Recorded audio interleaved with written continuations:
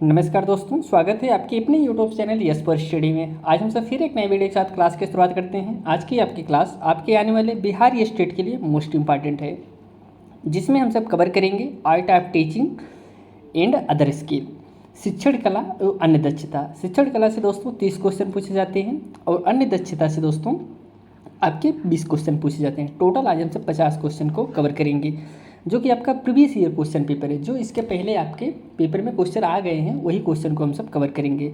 यह आपका पेपर दोस्तों 15/9/2023 में जो एग्ज़ाम हुआ था उसी क्वेश्चन पेपर में यह क्वेश्चन पूछे गए थे। दोस्तों, अगर आप इस चैनल पर नए हैं तो चैनल को जरूर सब्सक्राइब करिए। आपको इस चैनल पर आर्ट ऑफ टीचिंग से संबंधित सभी प्रीवियस ईयर क्वेश्चन पेपर को कवर कराया जाएगा। आइए चलिए हम सब आगे बढ़ते हैं और क्वेश्चन की शुरुआत करते हैं।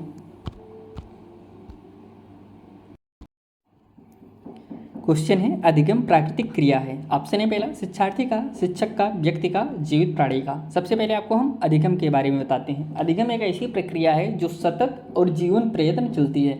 सतत का मतलब होता है दोस्तों लगातार, और जीवन प्रयत्न दोस्तों जब तक आदमी जीता है तब तक अधिगम करता है। अधिगम दोस्तों सीखने की प्रक्रिया तेज और धीम हो सकती है, लेकिन अस्थायी रूप से रुकता नहीं है। तो इसमें जो राइट आंसर हो जाएगा ऑप्शन डी सही है, जीवित प्राणियों का। अधिगम दोस्तों किसका है? जीवित प्राणियों का है। नेक्स्ट क्वेश्चन पे बढ़ते हैं। नेक्स्ट क्वेश्चन है, अधिगम प्रक्रिया का अंतःक्रिया घटक है। उच्च स्तर सोच, ध्यान, स्मृति या फिर यह सभी। इसमें जो राइट आंसर हो जाएगा दोस्तों option number D is correct answer. जो अधिगम दोस्तों होता है ये सभी में हो, सभी को मिला के ही होता है। उच्च स्तर सोच जो अधिगम होता है वह अस्थाई और अस्थाई दोनों हो सकता है। ऐसा नहीं सिर्फ अधिगम जो होगा अस्थाई ही होगा, अधिगम अस्थाई और अस्थाई दोनों हो सकता है, और अधिगम के तीनों घटक हैं, इसलिए option D is correct answer. Next question पे चलते हैं। नेक्स्ट क्वेश्चन है, संज्ञानात्मक शिक्षण का प्रथम चरण है दोस्तों। प्रथम चरण क्या है? सूचना है, समझ है, विश्लेषण है या फिर मूल्यांकन है। दोस्तों संज्ञानात्मक शिक्षण का जो प्रथम चरण होता है वह सूचना होता है। Option first is correct answer. Next question में चलते हैं।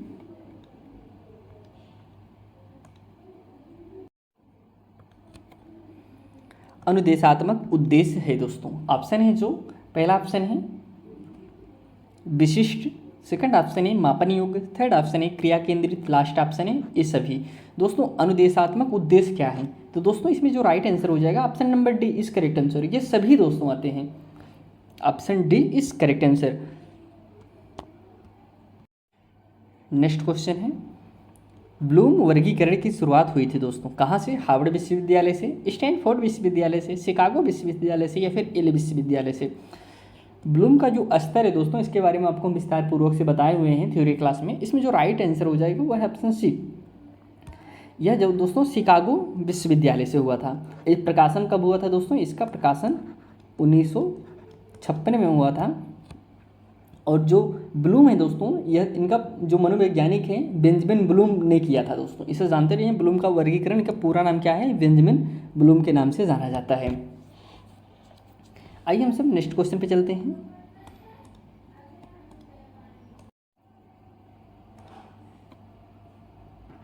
शिक्षण के आधुनिक विधि की विशेषता है दोस्तों क्या है? क्रिया केंद्रित, अन्योन्य क्रिया या फिर समकक्ष सहयोग या फिर उपरोक्त सही। शिक्षण की आधुनिक विधि की विशेषता क्या है? इसमें जो राइट आंसर हो जाएगा यह सभी दोस्तों। शिक्षण की जो आधुनिक विधि की विशेषता क्या है? क्रिया केंद्रित भी हो, अन्योन्य क्रिया भी, समझ के ये सभी जो दोस्तों सही ऑप्शन है। ऑप्शन इसमें option D is correct answer. Next question चलते हैं। अगला जो क्वेश्चन है, आगमन विधि प्रोत्साहित करता है। किसे प्रोत्साहित करेगा दोस्तों? आगमन विधि के बारे में मैंने आपको बताया था ना कि एक होता है आगमन विधि, एक होता है निगमन विधि। तो आगमन विधि किसे प्रोत्साहित करेगा? छात्र भागीदारी को, रुचि को, करके सीखो या फिर उपरोक्त सभी। आगमन विधि के बारे में थोड़ा सा आपको बताते हैं, फिर निगमन विधि के बारे में भी बताते हैं। निगमन विधि जहाँ पर हम सब पहले नियम को बताएं, और आगमन विधि जैसे पहले हम उदाहरण दे के फिर नियम की तरफ जाएं। तो सबसे ज़्यादा क्या सही है? अगर हम कोई चीज़ उदाहरण दे के फिर नियम की तरफ जाएंगे तब हम बहुत अच्छे से बहुत जल्दी समझेंगे। अगर हम पहले आपको नियम ही बता दें, नियम बताने के बाद फिर हम आपको उदाहरण दें तो बच्चा थोड़ा सा नहीं समझ पाएगा। इसलिए इसमें जो आगमन विधि है ये बच्चों के लिए पॉजिटिव पॉइंट है। तो इसमें छात्र भागीदारी भी रहेगी, रुचि भी रहेगा और करके सीखने के भी प्रति जोर देगा। इसलिए इसमें जो राइट आंसर होगा, राइट आंसर इसमें सभी है, option fourth is correct answer. Next question पे चलते हैं।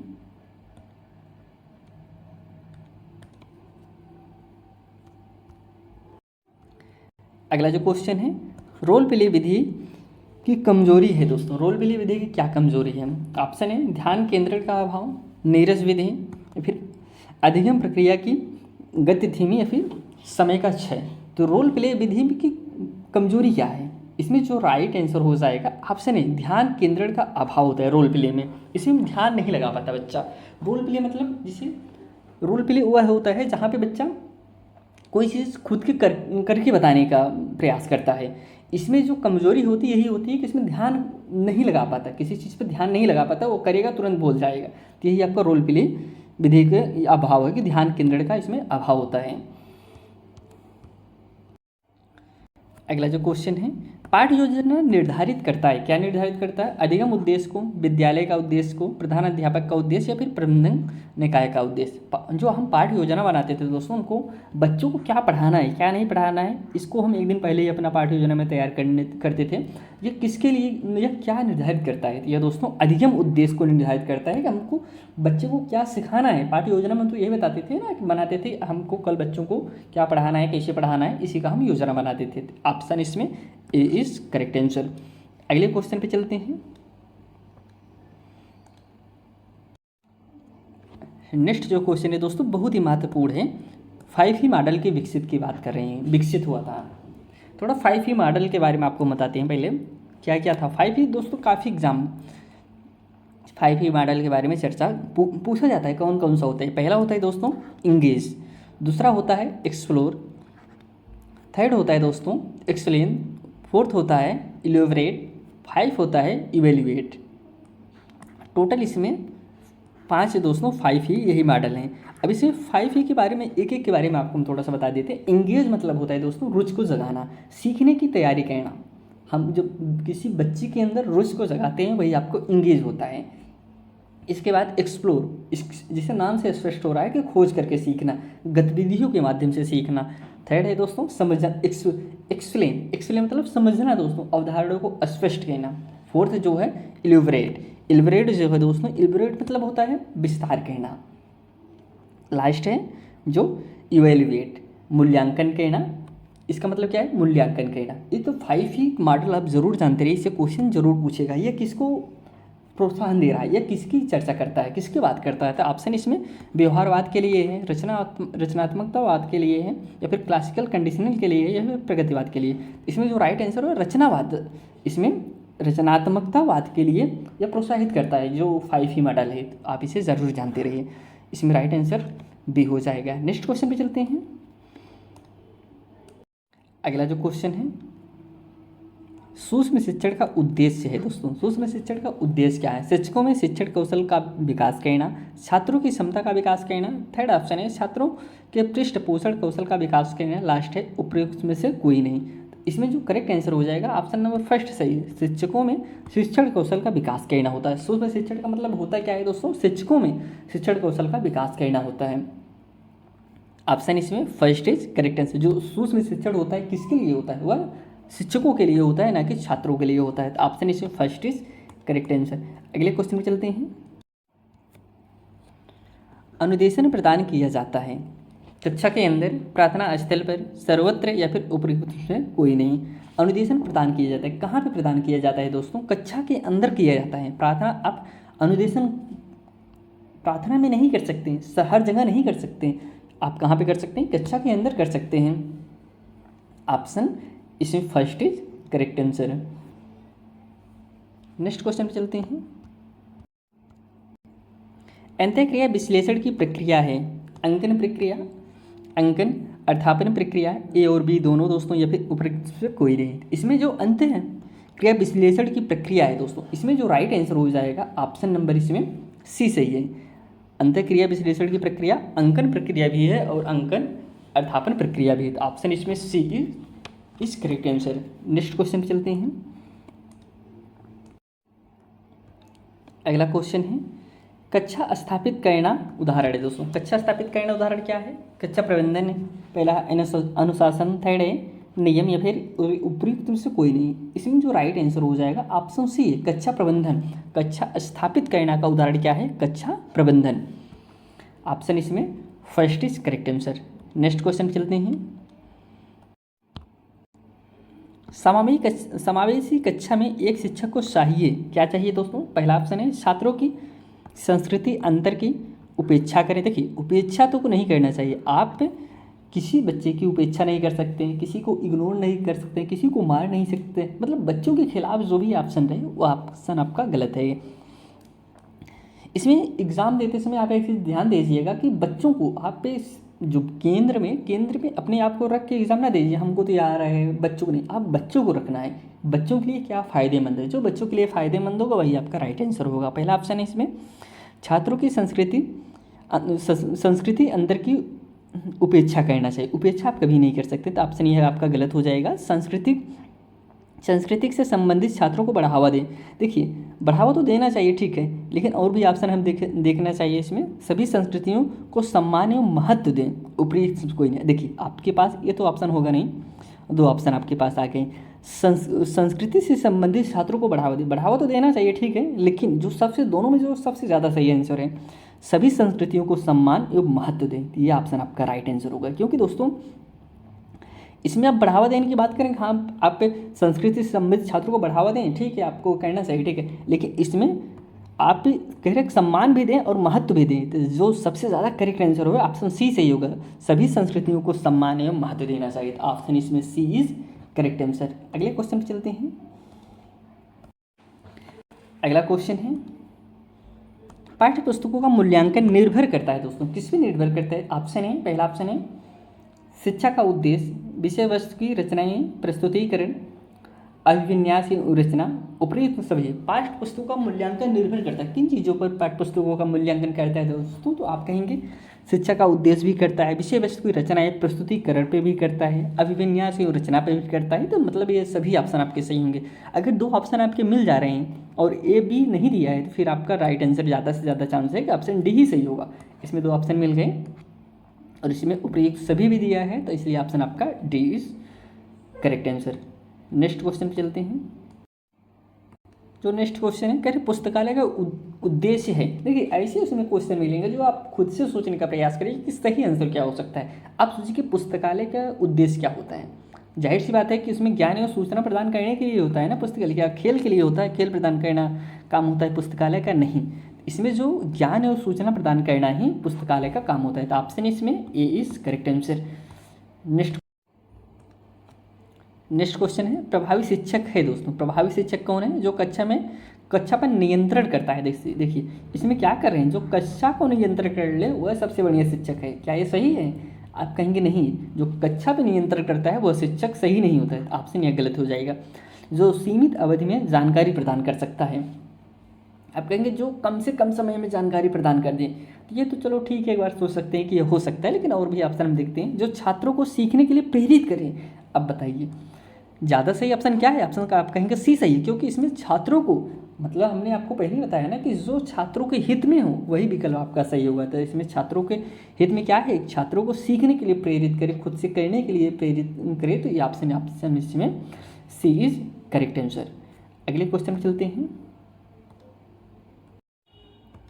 नेक्स्ट क्वेश्चन है, एक व्यक्ति पेशे के रूप में शिक्षण का आनंद ले सकता है जब वह अपने सहयोगियों से अधिक योग्य हो, छात्रों से सम्मान पाकर, या फिर उच्च अधिकारियों के काफ़ी करीब होकर, या फिर उपयुक्त कोई नहीं। ऐसे क्वेश्चन जब भी आए तो आप सबसे पहले सोचिए कि कौन से ऑप्शन नहीं हो सकते हैं। करें कि एक व्यक्ति पेशे के रूप में शिक्षण का आनंद कब ले सकता है? ऑप्शन इसमें करें उच्च अधिकारियों के काफ़ी करीब होकर। ऑप्शन तो ये आपका होगा नहीं कि आप किसी अधिकारी के करीब होकर अपने पेशे का शिक्षण का आनंद ले सकते हैं, यह नहीं हो सकता। अपने सहयोगियों से अधिक योग्य, देखिए इसमें यह भी ऑप्शन नहीं हो सकता। अपने जो सहयोगियों से ज़्यादा आप योग्य रहेंगे तभी आप आनंद ले सकते हैं, ऐसा नहीं, ये भी नहीं। आपके पास दो ऑप्शन हो, छात्रों से सम्मान पाकर, या फिर इसमें से कोई नहीं। आप इसमें बी ऑप्शन आपका सही होगा, छात्रों से सम्मान पाकर। आपके पास ऐसा कोई भी क्वेश्चन मिले जिसका आंसर आपको लगे कि इसका हम आंसर नहीं जान रहे हैं, सबसे पहले आप यह जानने का प्रयास करिए इसमें ऑप्शन में से कौन सा ऑप्शन नहीं हो सकता। हमने दो ऑप्शन इसमें नहीं हो सकते, उसे काट दें, बचा दो ऑप्शन, दो ऑप्शन में आपका बी इज करेक्ट आंसर। अगले क्वेश्चन पे चलते हैं। उच्चतम शिक्षक को न्यूनतम ढंग से किस स्तर तक शिक्षण करना चाहिए। कह रहे उच्चतम शिक्षक को न्यूनतम ढंग से किस स्तर तक शिक्षण करना चाहिए। अवबोध स्तर, चिंतन स्तर, स्मृति स्तर, मूल्यांकन स्तर। अब इसमें जो राइट आंसर हो जाएगा, देखिए और इसमें अवबोध स्तर राइट आंसर होगा। उच्चतम शिक्षक को न्यूनतम ढंग से किस स्तर तक शिक्षण करना चाहिए, अवबोध स्तर तक। वह स्तर है, अवबोध स्तर है क्या, पहले से आप इसके बारे में आपको बताते हैं। अवबोध स्तर वह स्तर है दोस्तों जहाँ छात्र नई जानकारियों को समझने में सक्षम होता है। कौन सा, अवबोध स्तर। यदि छात्र नई जानकारी को समझने में सक्षम नहीं है तो वह उसे याद भी नहीं कर सकता। अगर वो बच्चा समझ नहीं पा रहा है तो आप उसे चिंतन करा सकते हैं, स्मृति स्तर याद करा सकते हैं, नहीं करा सकते। तो सबसे पहले जो न्यूनतम स्तर, न्यूनतम ढंग से किस स्तर तक शिक्षण करना चाहिए, तो पहला आपका यही अवबोध स्तर। सबसे पहले उसे नई जानकारी को समझ को विकसित करना चाहिए। तो ऑप्शन इसमें A is correct answer. Next question चलते हैं। मूल्यांकन प्रक्रिया है, मात्रात्मक है, गुणात्मक है, उपयुक्त में दोनों या फिर इनमें से नहीं। मूल्यांकन कैसी प्रक्रिया है, तो ऑप्शन इसमें जो सही हो जाएगा दोनों दोस्तों, मात्रात्मक और गुणात्मक दोनों हो सकता है। मूल्यांकन के बारे में आपको हम बताया था कि यह मात्रात्मक भी हो सकता है और गुणात्मक भी हो सकता है। इसके बारे में थोड़ा सा और आपको बताते हैं मूल्यांकन है क्या। मूल्यांकन प्रक्रिया मात्रात्मक गुणात्मक दोनों हो सकता है।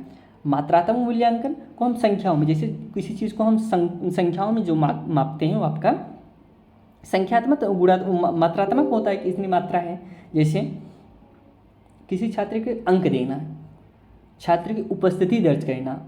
अगर हम सब गुणात्मक की बात करें तो जैसे गुणात्मक को शब्दों या विवरणों में व्यक्त किया जा सकता है, इसे हम नंबर नहीं दे सकते हैं। जैसे छात्र निबंध या शिक्षक अवलोकन, जैसे हम किसी बच्चे की बखान करें, वो बहुत बढ़िया बच्चा है, बहुत आदर करता है, बहुत पढ़ने में तेज है, तो इसे हम गुणात्मक या मूल्यांकन हो गया। लेकिन मात्रात्मक जैसे वह 10 नंबर पाया और 50 नंबर पाया, यह आपका गुणात्मक मूल्यांकन हो गया। इसलिए मूल्यांकन दोनों हो सकता है, गुणात्मक भी हो सकता है और मात्रात्मक भी हो सकता है। तो उपरोक्त दोनों। नेक्स्ट क्वेश्चन पे चलते हैं। शिक्षा में मूल्यांकन के त्रिकोण का भाग है। ऑप्शन है शिक्षण अनुभव, अभिभावक अनुभव, शिक्षक अनुभव, लास्ट है अधिगम अनुभव। शिक्षा में मूल्यांकन के त्रिकोण का भाग है, कौन सा भाग है दोस्तों, तो ऑप्शन इसमें जो सही हो जाएगा ऑप्शन डी अधिगम दोस्तों। शिक्षा में मूल्यांकन के त्रिकोण के 3 भाग हैं, कौन कौन से आपको हम बता दे रहे हैं। शैक्षिक उद्देश्य, पहला जो ऑप्शन है, पहला जो है इसमें शैक्षिक उद्देश्य है। सेकंड जो ऑप्शन है अधिगम अनुभव है, अधिगम हो गया। और थर्ड जो ऑप्शन है दोस्तों इसमें मूल्यांकन हो गया। अब आप इसमें देखिए, तो इसमें शिक्षा में मूल्यांकन के त्रिकोण कौन भाग हैं, इसमें से न शैक्षिक है न मूल्यांकन है, लेकिन एक आपका है अधिगम अनुभव है। तो ऑप्शन यही आपका सही हो जाएगा, option D is correct answer. Next question पे चलते हैं।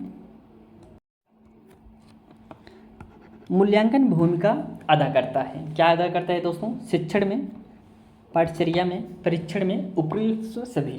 दोस्तों इसमें मूल्यांकन भूमिका किसमें अदा करता है, क्या शिक्षण करता है, आप कहेंगे जरूर करेगा, पाठचर्या में भी करता है, परीक्षण में भी करता है, इसलिए उपयुक्त सभी is correct answer, option D is right answer. Next question चलते हैं। नेक्स्ट क्वेश्चन है पाठचर्या का सिद्धांत आधारित है, किस पे आधारित है, विषय वस्तु, गतिविधि, छात्र, उपयुक्त सभी।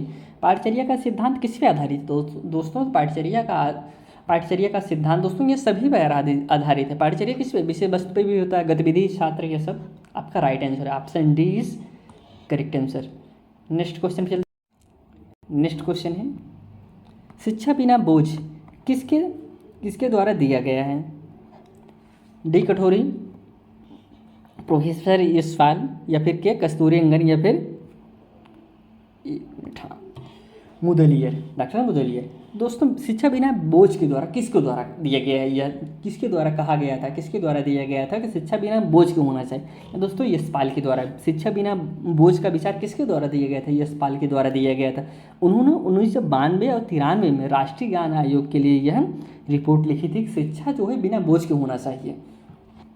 ऑप्शन इसमें सेकंड इज करेक्ट आंसर है, प्रोफेसर यशपाल। नेक्स्ट क्वेश्चन पे चलते हैं। अगला क्वेश्चन है, बच्चों का समाजीकरण शुरू होता है। इसका तो आंसर आपको पता ही होगा दोस्तों, पहला है समाज, परिवार, माँ, विद्यालय। देखिए, बच्चों का समाजीकरण शुरू कहाँ पे होता है। कुछ बच्चे इसे भी गलत कर सकते हैं कि अरे नहीं, समाजीकरण तो जो है माँ लगा सकते हैं, लेकिन नहीं दोस्तों, समाजीकरण की बात कर रहे हैं। सामाजिक का शुरुआत विद्यालय से परिवार से होता है, ना कि विद्यालय, समाज, माँ से। माँ उसकी पहली शिक्षिका कौन है, उसकी माँ है, लेकिन जो समाजीकरण की शुरुआत होती है दोस्तों वो परिवार से होता है। विद्यालय जाने से पहले बच्चा बहुत कुछ सीख के जाता है। ऐसा नहीं विद्यालय आप ले जाएंगे तब विद्यालय सिखाएंगे, या आपके मम्मी हैं या पापा हैं या चाचा हैं, ऐसा नहीं, वह सब सीख के जाता है। कौन मम्मी है, कौन पापा है, किसी हमको क्या बोलना है, क्या नहीं बोलना है, यह सब घर से ही सीख के जाता है, परिवार से ही सीख के जाता है। इसलिए आप कह सकते हैं बच्चों को समाजीकरण की शुरुआत सबसे पहले कहाँ से होता है, परिवार से ही होता है। ऑप्शन इसमें second is right answer. Next question पे चलते हैं। अगला क्वेश्चन है,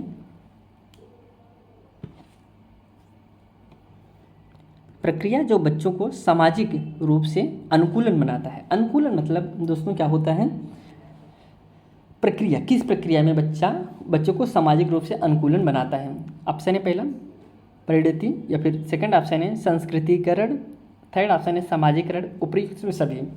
प्रक्रिया जो बच्चा को सामाजिक रूप से अनुकूलन बनता है, सामाजिकरण, इसमें जो हो दोस्तों option C is correct answer. Option इसमें सी इज राइट आंसर है। अगले क्वेश्चन चलते हैं। अच्छे छात्र वे होते हैं जो, अच्छे छात्र आप किसे कहेंगे, जो हमेशा सीखना चाहते हैं। आप कहेंगे तो अच्छी बात है कि जो हमेशा सीखना चाहेगा अच्छे छात्र होंगे। इसके बाद जो हमेशा अच्छा परिणाम लाते हैं, आप कहेंगे ये तो और बढ़िया है कि जो बच्चा अच्छा परिणाम लाएगा वह अच्छे छात्र होते हैं। जो हमेशा आत्मविश्वास से युक्त होते हैं, या फिर इसमें से कोई नहीं। अब देखिए आपके पास नैतिक दुविधा आ गई है, इसमें कौन सा ऑप्शन आप चॉइस कर सकते हैं। जो हमेशा सीखना चाहते हैं, क्या जो बच्चा सीखना चाह रहा है नहीं सीख पा रहा है, कोई समस्या हो जा रही है, आप उसे क्लास से बाहर कर देंगे, या फिर आप कहेंगे ये बच्चा नहीं सीख सकता, अच्छा छात्र नहीं दोस्तों, आप ऐसा नहीं कर सकते। इसलिए आप ऐसा नहीं कह सकते कि जो सिर्फ अच्छा परिणाम ही लाए वही आपका अच्छा छात्र है। आप ऐसा नहीं कह सकते। जो प्रयास कर रहा है लेकिन परिणाम आ रहा है कि नहीं आ रहा है उससे नहीं मतलब है, लेकिन तब भी वह अच्छा छात्र कहा जाएगा। जो हमेशा आत्मविश्वास से युक्त है, क्या जो हर समय आत्मविश्वास से युक्त रहेगा वही आपका अच्छा छात्र है, आप कहेंगे नहीं। जो सीखना चाहता है, जो हमेशा सीखना चाहता है वही आपका अच्छा छात्र है। जो परिणाम लाए, अच्छा नंबर लाए हर समय फर्स्ट टाइम, वह आपके अच्छे छात्र नहीं होते हैं। ये चीज़ आप जानते रहिए। नेक्स्ट क्वेश्चन पे चलते हैं। अगला जो क्वेश्चन है, छात्र सबसे अच्छी तरह से सीखते हैं, कब सीखेंगे दोस्तों, जब वे करके सीखते हैं, सुनकर सीखते हैं, पढ़कर सीखते हैं, लिखकर सीखते हैं। तो आप इसे बता सकते हैं दोस्तों कि बच्चा कब सबसे ज़्यादा अच्छा से सीखेगा, जब वो करके सीखेगा। आप कोई उसे कहानी सुनाएंगे ज़्यादा अच्छा नहीं सीखेगा लेकिन अच्छे से नहीं सीखेगा, पढ़कर भी लिखकर भी, लेकिन जब वो करेगा कोई चीज़ तब वह सबसे ज़्यादा और सबसे अच्छा सीखेगा। इसलिए option A is correct answer. Next question चलते हैं।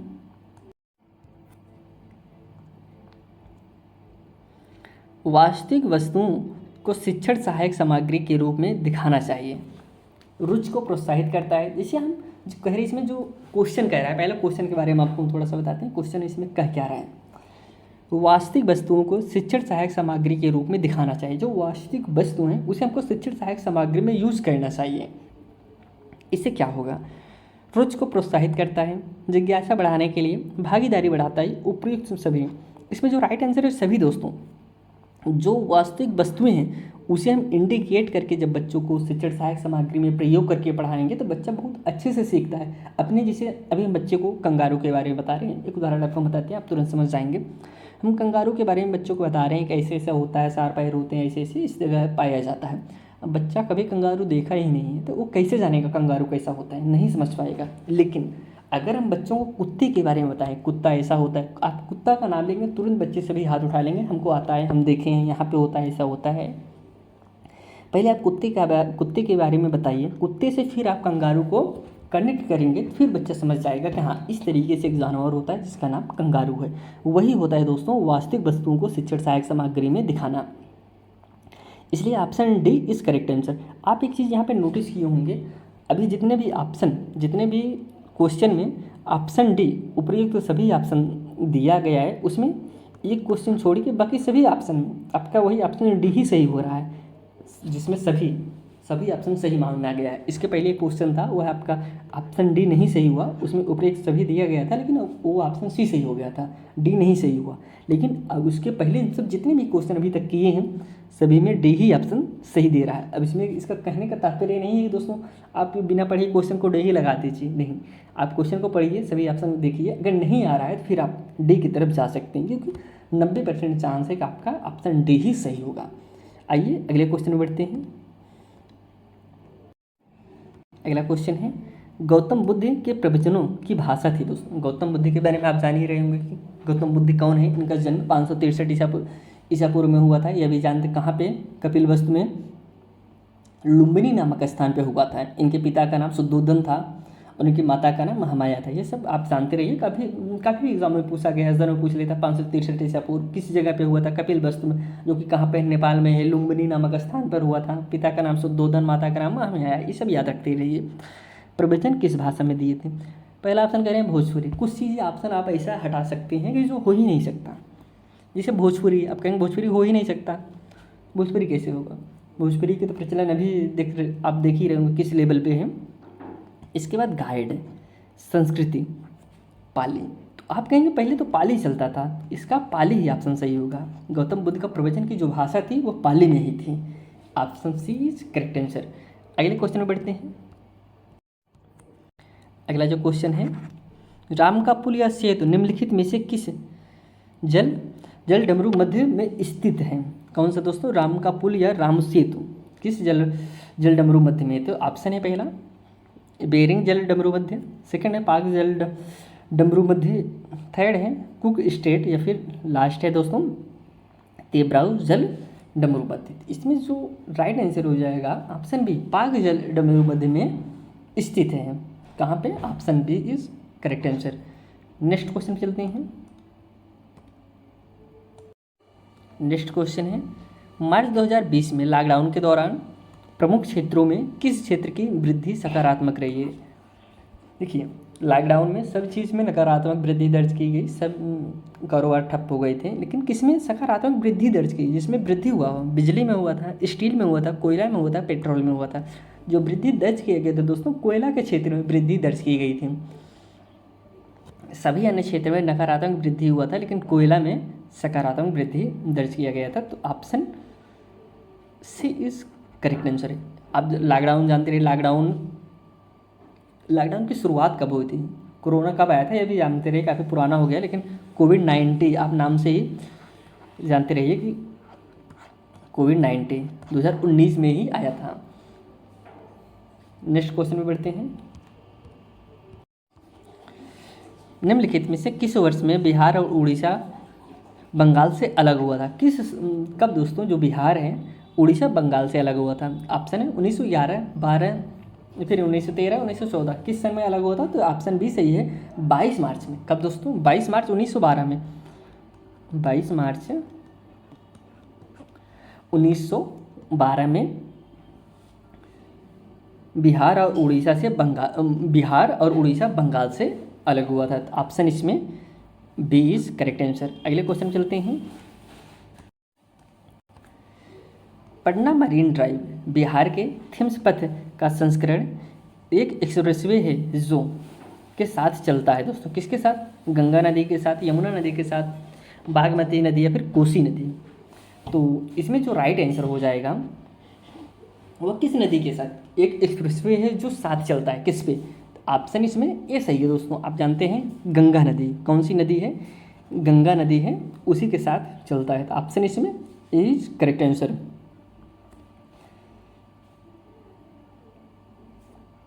इसके बारे में अगर थोड़ा सा आपको हम और बता दें दोस्तों, इसमें जो पटना का मरीन ड्राइव बिहार के थिम्स पथ का संस्करण एक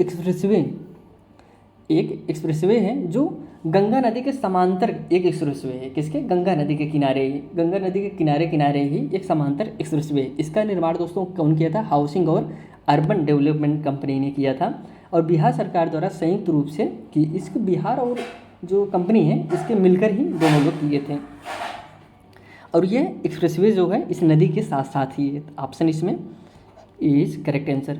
नेक्स्ट क्वेश्चन चलते हैं। अगला क्वेश्चन है, निम्नलिखित में से कौन से प्रदूषक SMOG के कारण के लिए जिम्मेदार है? भस्मक से, वाहनों से उत्सर्जन, थर्ड है भस्मक और वाहनों से उत्सर्जन दोनों, या फिर उपयुक्त में से कोई नहीं। ऑप्शन इसमें जो सही हो जाएगा ऑप्शन सी सही है, ये दोनों दोस्तों, भस्मक और वाहनों से उत्सर्जन, ये दोनों दोस्तों, भस्मक से भी और वाहनों से भी। ऑप्शन इसमें C is correct answer. Next question है, पुनर्नवीनकरण कागज को खाद्य कंटेनरों में उपयोग के लिए प्रतिबंधित क्यों किया गया? ऑप्शन है क्योंकि यह बहुत सी जगह बनता है, थर्ड है क्योंकि यह संदूषण पैदा करता है, थर्ड है क्योंकि कागज़ का उपयोग केवल एक ही बार किया जा सकता है, लास्ट है क्योंकि कागज़ बहुत मोटा और खाद्य कंटेनरों को ढक नहीं सकता। तो इसमें जो करेक्ट आंसर हो जाएगा ऑप्शन इसमें बी सही है, क्योंकि यह संदूषण पैदा करता है। क्या करता है दोस्तों? यह संदूषण पैदा करते हैं। पुनर्नवीनीकरण कागज़ को खाद्य कंटेनरों में उपयोग करने के लिए प्रतिबंधित किया गया है। खाद्य कंटेनरों में इसका प्रयोग नहीं किया जाता है क्योंकि यह दोस्तों खाद्य पदार्थों में संदूषण पैदा करता है, जिससे खाद्य कंटेनरों में रखे या भंडारित किए गए खाद्य पदार्थ पुनर्नवीनीकरण कागज में उपस्थित रसायनों से क्रिया कर लेते हैं। आप इसको जानते रहिए। आइए हम सब अगले क्वेश्चन बढ़ते हैं।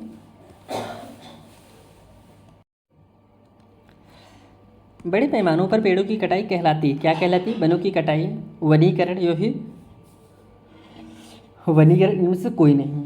इसमें जो करेक्ट आंसर हो जाएगा, जो बड़े पैमाने पर पेड़ों की कटाई होती है क्या वनों की कटाई कहते हैं? तो ऑप्शन इसमें इज करेक्ट आंसर। बहुत ही इजी क्वेश्चन दिए थे, तो आप इसे जानते रहिए। आइए हम सब नेक्स्ट क्वेश्चन चलते हैं। निम्नलिखित में से कौन सी ग्रीन हाउस गैस नहीं है दोस्तों? इसमें ग्रीन हाउस गैस की बात बताना है आपको। Carbon dioxide, methane, nitrous oxide या फिर कार्बन मोनोऑक्साइड। निम्नलिखित में कौन सी ग्रीन हाउस गैस नहीं है?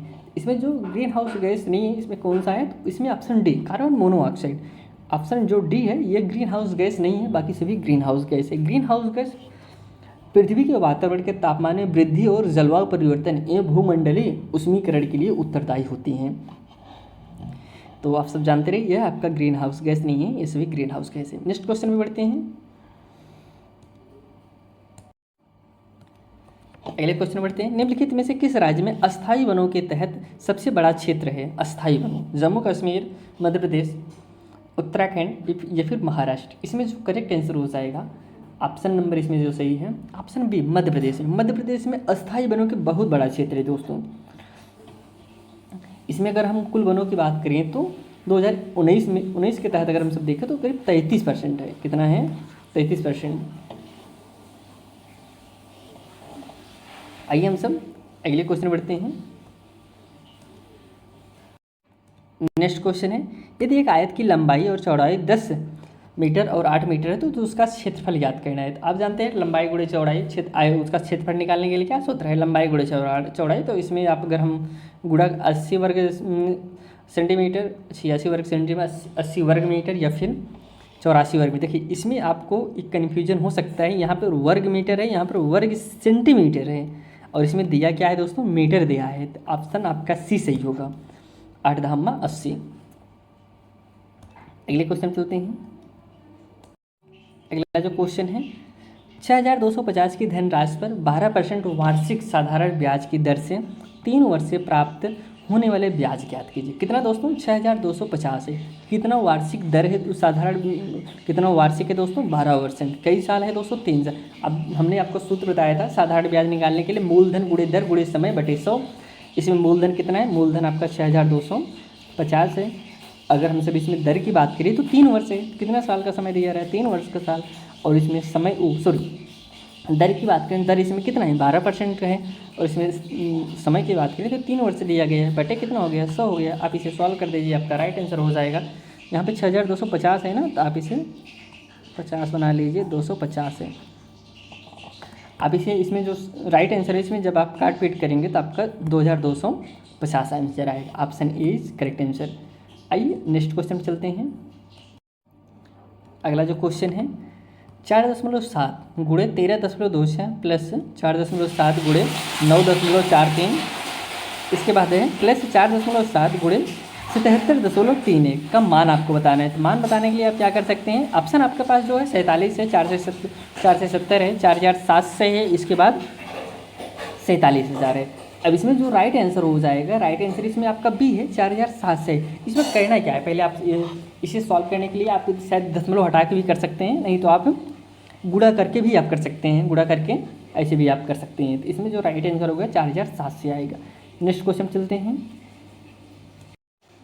अगला जो क्वेश्चन है, दो संख्याओं का एलसीएम 14,560 है, उनका एचसीएफ 13 है। ये दोनों उनमें से एक संख्या 4 से 16 है, तो दूसरी संख्या आप बताना है। देखिए कुछ जो मैथ के क्वेश्चन है वो आप खुद से करने का प्रयास करिए, आप खुद से करेंगे तभी समझ पाएंगे। इसका हम तरीका आपको बता देते हैं। संख्या निकालने के लिए एलसीएम गुणे एचसीएफ, पहली संख्या गुणे दूसरी संख्या, आप यही फार्मूला में रख दीजिए। पहले एलसीएम क्या है, एलसीएम दोस्तों 14,560 है। एचसीएफ क्या है, एचसीएफ आपका 13 है। और पहली संख्या ये दोनों से एक संख्या मान ले, पहली संख्या 4 से 16 है, तो दूसरी संख्या आपको बताना है, दूसरी मान लेते हैं 1 से। आप इसे गुणा कर देंगे, इसको इस तरफ लाएंगे तो यह इस 4001 से 16 हो गया। मान लीजिए यहाँ पर x इसे मान लेते हैं, इसे काट लीजिए, जो आएगा वही आपका x का मान हो जाएगा। सिंपल सा बात है, इसे आप ऐसे कर सकते हैं। तो इसमें जो राइट आंसर होगा 4 से 55 है। आप इसे खुद से करने का प्रयास करिए, तो इसका जो आंसर आपको हम बता दिए 4 से 55 आएगा। अगले क्वेश्चन चलते हैं। अगला जो क्वेश्चन है, एक आदमी की छाया की लंबाई आदमी की ऊंचाई की 1/3 में 3 गुना है, सूर्य का उन्नयन कोण क्या होगा। ऑप्शन है 1 से 35, 45, 30 या फिर 60। इसमें जो राइट आंसर हो जाएगा, ऑप्शन इसमें डी सही है, इसमें option D is correct answer 60। इसमें आप थीटा मान के लगा सकते हैं। इसमें माना सूर्य का उन्नयन कोण कितना है, थीटा है। आप एक बनाइए इसको, अभी इसको हम थीटा मान लेते हैं, इसे हम यक्स मान लेते हैं। और यह क्या, इसका लंबाई की ऊंचाई का 1/3, इसे हम 1/, यहाँ पर लिख लेते हैं। अब इसे ऐसे मान के इसे को लगा सकते हैं। इसमें आपका जो नियम लगेगा, इसमें आप टेन थीटा बराबर, इसमें क्या होता है, टेन थीटा का क्या मान है, लंब बटे आधार होता है। तो मतलब इस तरीके से मान के आप लगाने का प्रयास करिए। इसमें राइट आंसर आपका 60 होगा, option D is correct answer. Next question चलते हैं। सेना सैनिक स्कूल, इसमें देखिए आपको संबंध बनाना है। सेना का संबंध सैनिक और स्कूल का संबंध क्या है दोस्तों, ऑप्शन इसमें है प्रधानाध्यापक, अध्यापक, विद्यार्थी, चपरासी। सेना कहाँ, सेना सैनिक और स्कूल विद्यार्थी। ऑप्शन इसमें सी इज करेक्ट आंसर। अगले क्वेश्चन चलते हैं। वह शब्द चुने जो समूह के अन्य शब्दों से सबसे कम मिलता जुलता है। पीतल है, डुरालुमिन है, या फिर जर्मेनिमा है, फिर कांस्य है। अब देखिए इसमें जो सबसे कम मिलता जुलता हो, देखिए इसमें टाइपिंग मिस्टेक है, जर्मेनियम होना चाहिए। देखिए ये आपका एक धातु है, ये आपका धातु है, यह धातु है, ये नहीं, ये आपका क्या है, ये एक आपका मिश्र धातु है। पीतल, डुरालुमिन या फिर कांस्य, ये आपका मिश्र धातु है। लेकिन ये आपका जो जर्मेनियम है, ये आपका एक धातु सिर्फ है, यह आपका मिश्र धातु नहीं। ऑप्शन इसमें सी इज करेक्ट आंसर। अगले क्वेश्चन चलते हैं। अगला जो क्वेश्चन है, कह रहे हैं 81, 9, 64, 8, 12, इसका संबंध आपको बताना है, संबंध कैसा है। अब देखिए ये 9 का वर्ग है, फिर ये 3 का वर्ग है, 64 8 का वर्ग है, ये तो वर्ग तो नहीं है दोस्तों। एक मिनट, यहाँ देखिए 9 9 81, 8 ठाई 64, 12 ब्रह्म में 1 से 44। ऑप्शन इसमें बी इज करेक्ट आंसर। इसी प्रकार से आपको ऑप्शन को चेक करना है। अगले क्वेश्चन चलते हैं। अगला जो क्वेश्चन है, एक निश्चित कोड में PSGES को RDIHU और WRITE को YUKWG लिखा जाता है। तो उसी कोड भाषा में अदर को कैसे लिखा जाएगा। अब इसमें जो संबंध है, संबंध आपको देखना है। देखिए ये रीजनिंग का क्वेश्चन है, इसमें अगर हम आपको बता दें, आपको नीचे इसका हम सॉल्व भी दिखा देते हैं। देखिए इसमें किया क्या गया है, इसमें +2 किया गया है। अगर इसमें हर जगह पहले +2 किया गया है, फिर +3 +2 +3 +2 इस तरह का प्रकार से किया गया, आप सेम वही पैटर्न यहाँ पे भी फॉलो कर लीजिए, +2 +3 +2 +3 +2, तो वही किया गया। इसमें आपका जो राइट आंसर हो जाता है ऑप्शन इसमें बी सही है। तो ऑप्शन इसमें आपका बी सही हो जाएगा। आप वही पैटर्न फॉलो करेंगे। अगले क्वेश्चन में बढ़ते हैं और लास्ट क्वेश्चन में बढ़ते हैं दोस्तों। तो आज का यह लास्ट क्वेश्चन है। कुसुमा रवि की पत्नी है, गोविंदा और प्रभु भाई है। गोविंदा रवि का भाई है, तो प्रभु कुसुमा की क्या। देखिए रक्त से संबंधित एक क्वेश्चन तो आपको जरूर एग्जाम में पूछा जाएगा। इसमें कह रहे हैं क्या, कुसुमा रवि की पत्नी है। कुसुमा जो है, मान लीजिए कुसुमा को समझ ले रहे हैं, और रवि की पत्नी है, यहाँ पे रवि है। यह कुसुमा स्त्रीलिंग है, इसे माइनस से, और यह रवि पुल्लिंग है, तो इसे हम प्लस से कर रहे हैं। गोविंदा और प्रभु भाई हैं। अभी गोविंदा और प्रभु का कोई मेल तो मिल नहीं रहा है। गोविंदा रवि का भाई है। जो दोस्तों यह रवि है, इस भाई को हम 2 लाइन से कर ले रहे हैं। गोविंदा जो है वह रवि का भाई है, इसे हम प्लस कर ले रहे हैं। और यहाँ देखिए गोविंदा और प्रभु का कॉम्बिनेशन दिया गया था। गोविंदा और प्रभु भाई हैं, मतलब रवि भी गोविंदा भाई हैं और प्रभु भी, जो प्रभु है वह भी गोविंदा का भाई है। तो यहाँ पे प्रभु हो गया, तो यह भी आपका प्लस हो गया। गोविंदा रवि का भाई है, तो यह भी हो गया।